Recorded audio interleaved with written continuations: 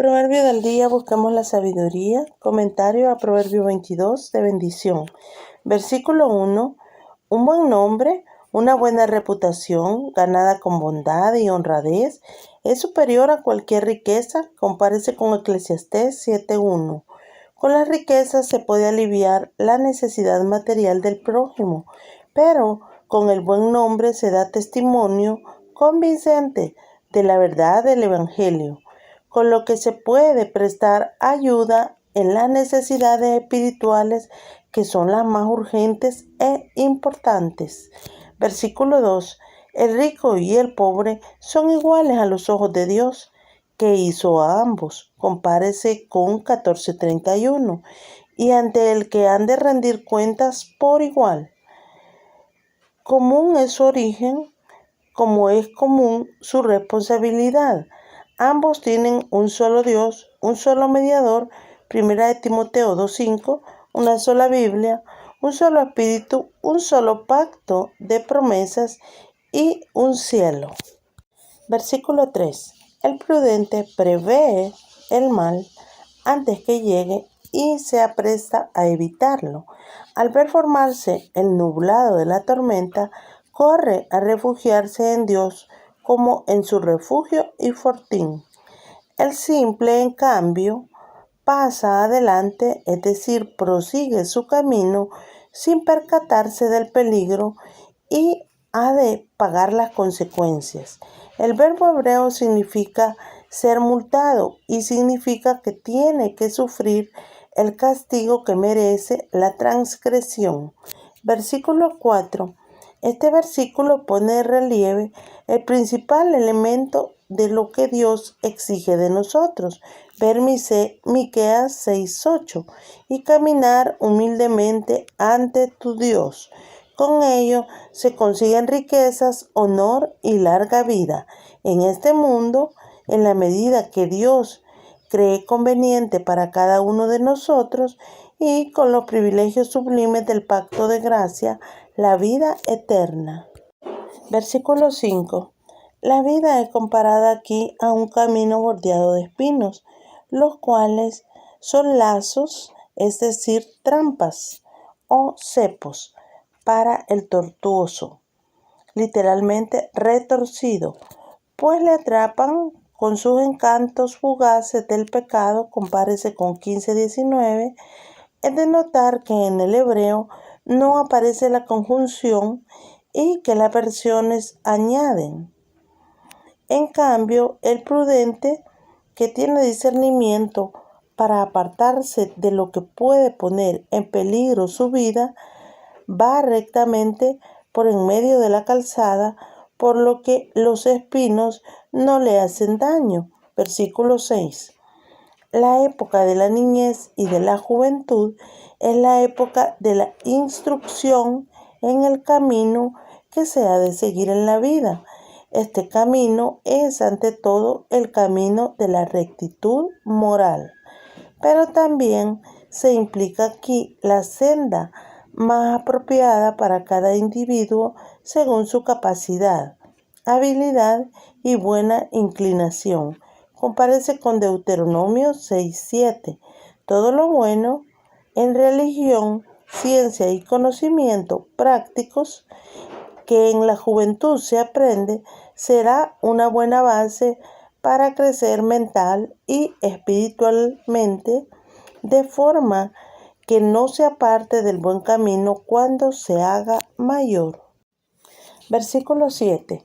La intención primordial de este proverbio no es denigrar al rico y ensalzar al pobre, sino, como se ve por el paralelismo con la segunda parte, poner de relieve la dependencia que la pobreza comporta, mientras que el que por medios honestos se hace rico alcanza una sana independencia que le facilita gobernarse sin tener que satisfacer exigencias ajenas. La pérdida de la independencia se ejemplifica en el caso del deudor, quien se convierte prácticamente en esclavo del acreedor. Versículo 8. El proverbio enseña 1. Que el malhechor recogerá la iniquidad que haya sembrado, es decir, recaerá sobre él el mal que haya hecho. 2. Que la vara, símbolo de poder y autoridad de su insolencia, esto es, la autoridad que ha usado para obrar injustamente, ilegalmente, se acabará, le será arrebatada. Compárese con Isaías 10, 24 y 25. Versículo 9. El hombre caritativo es bueno de ojo, es decir, bien dispuesto a ver las miserias ajenas y tratar de aliviarlas. Es lo contrario del malo de ojo de 23:6 y 28:22. Pero no es solo bueno de ojo, sino también bueno de mano, pues da de su pan al indigente. Su bondad no es teórica, sino práctica. Compárese con Santiago 2, 15 y 16. Nótese que no dice del pan, sino de su pan, del que estaba destinado para su boca. Hay quienes dan de lo que quitan a otros, lo cual no es caridad, sino hurto cubierto de hipocresía. Versículo 10. El verbo hebreo indica que al escarnecedor se le ha de expulsar de la comunidad, y así lo entendieron los de la Septuaginta, porque mientras él esté dentro no faltarán contiendas. En cambio, en marchándose él, se irá la contienda y cesarán las riñas y los insultos. Versículo 11.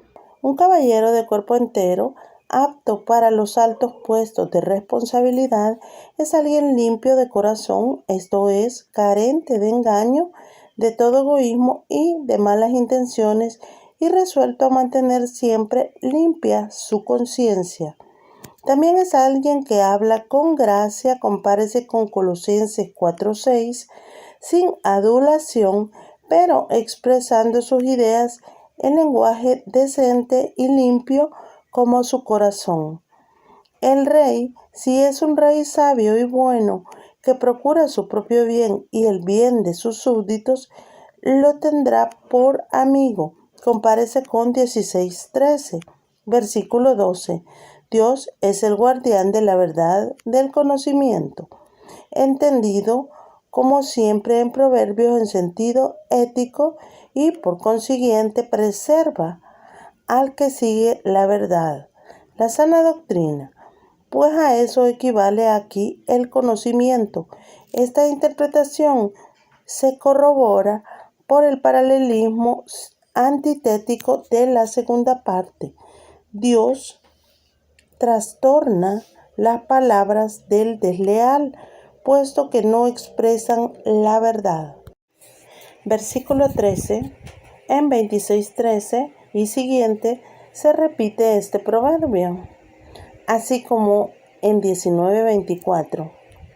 Son un conjunto de frases satíricas contra el perezoso. Aquí el perezoso se inventa la excusa de que hay un león afuera, seré muerto en plena calle. Eso es fruto de su imaginación, la cual viene en ayuda de su pereza. Se imagina que hay un león afuera, pero no se da cuenta de que tiene un demonio junto a él. Es el león rugiente que busca a quien devorar. Primera de Pedro 5:8. Y lo hará si continúa en la cama ociosamente. Versículo 14. Este proverbio amonesta a todos, especialmente a los jóvenes, contra el vicio de la impureza sexual.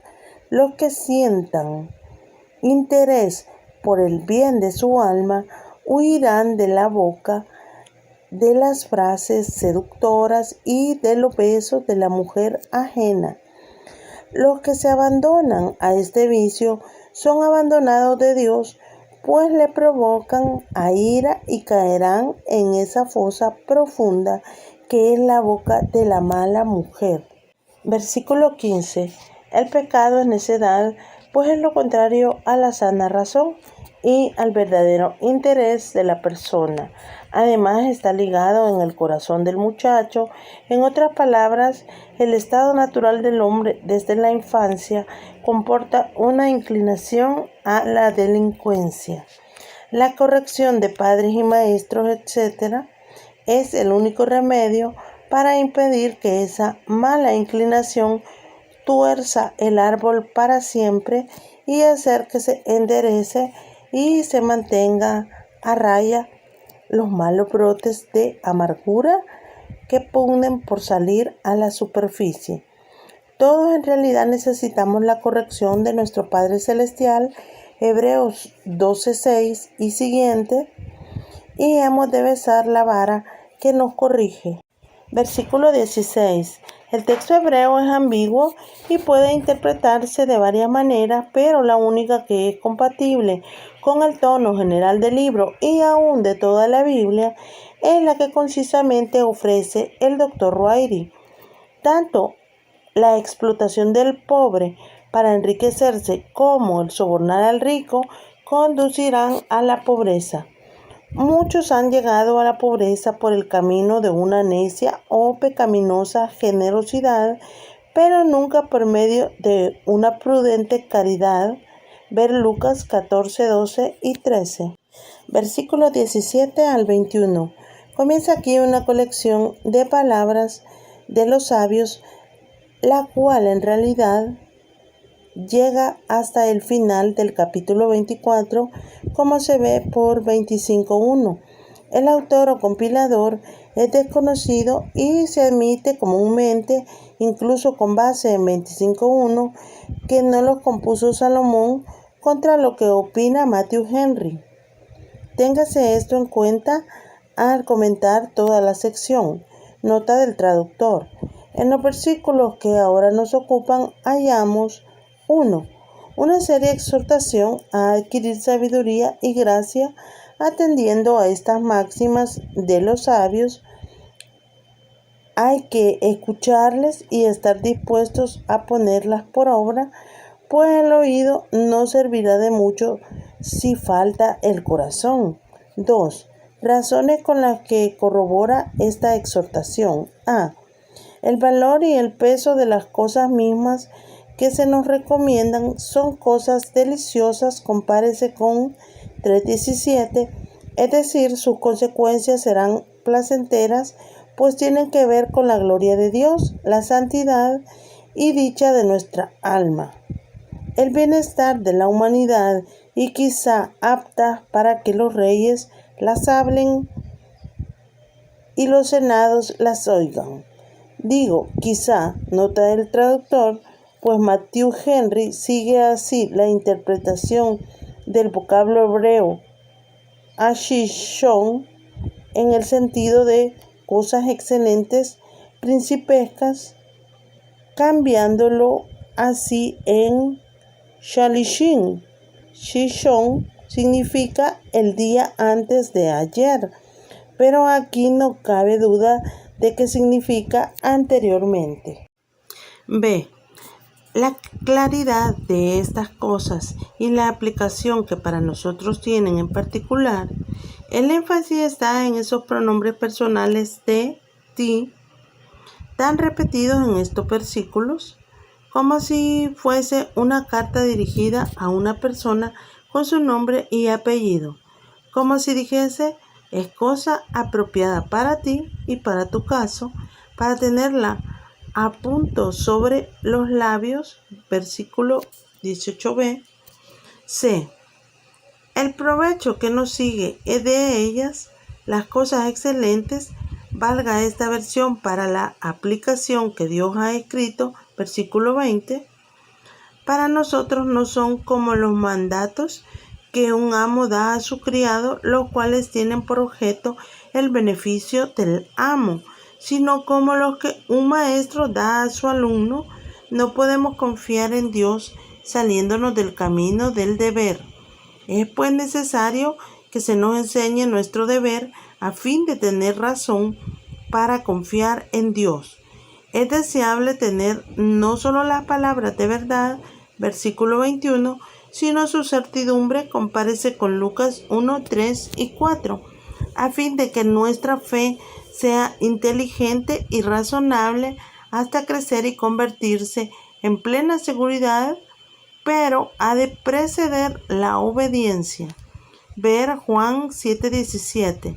El conocimiento se nos da a fin de hacer el bien, a fin de que otros puedan encender en nuestra lámpara su candela y a fin de que en el lugar y tiempo en que nos hallamos podamos servir a nuestra generación de acuerdo con la voluntad de Dios. Versículos 22 y 23. Después de este solemne prefacio, esperaríamos hallar algo nuevo y sorprendente, pero no es así.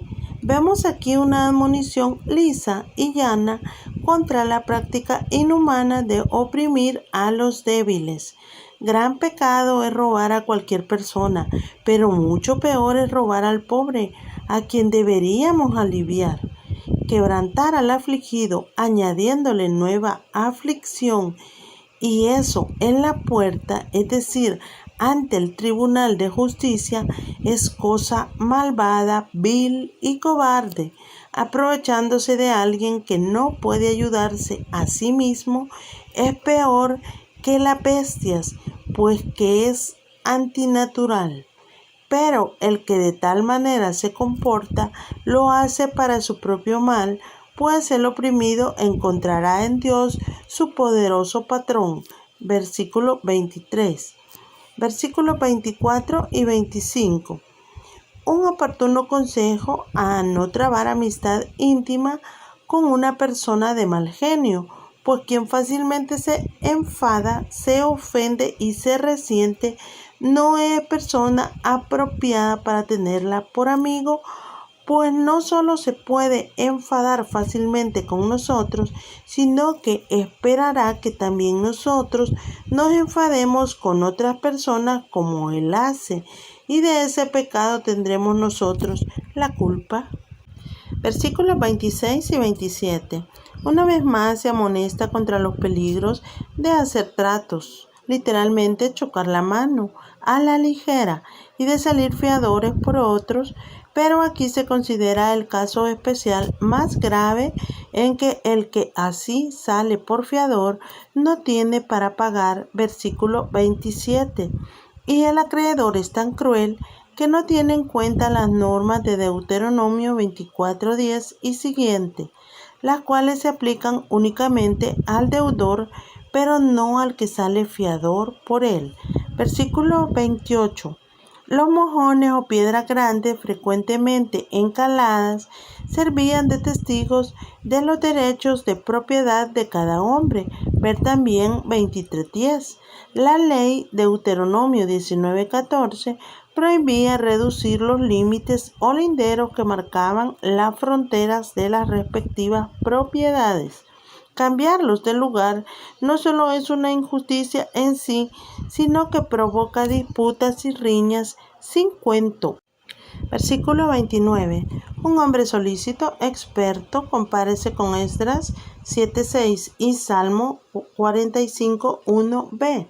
En su trabajo, aunque no haya nacido de noble estirpe, llegará a entrar al servicio de reyes, quizá como consejero, como embajador y aún como primer ministro. No seguirá perteneciendo a los empleados de oscura condición que carecen de la diligencia y de la pericia que él posee.